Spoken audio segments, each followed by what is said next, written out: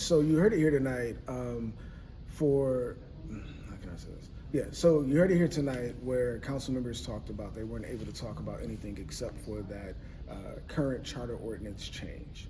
And so, one, knowing that we're talking about budgets right now, I thought it would be important to introduce a new position that essentially encompasses all of the things that we're looking to have within a city administrator. That's up to the council to decide if they go with both. The reality for me, though, is that I don't agree with the current charter ordinance. I would say that.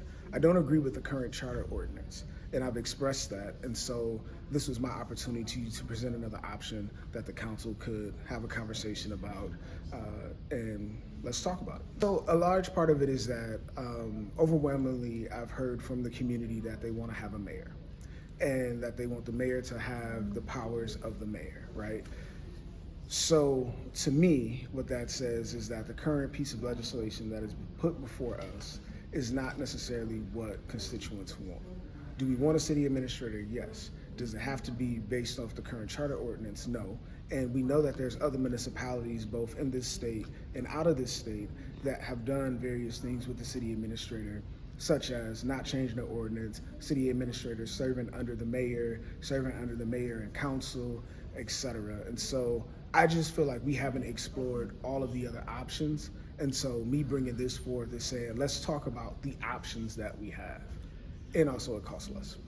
So I would have to look at more information around the independent piece from reporting to the mayor, because what I've noticed is that all of the city administrator roles report both to the council and the mayor, or just the mayor. There is not a city administrator that I've seen that reports solely to the council.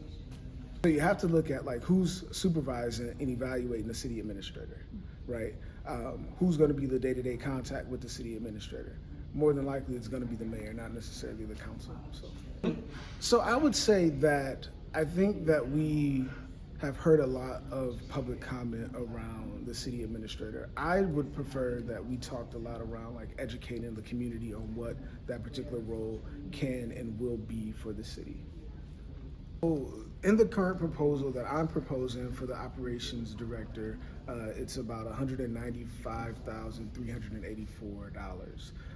Essentially what I've done is said, okay, well, how can we afford this position without necessarily pressing too much on our budget? And so the way to do that was, one, to assume a role, which is our communications coordinator position, and then also to pull from other revenue generating sources that we currently have in the city, which is common.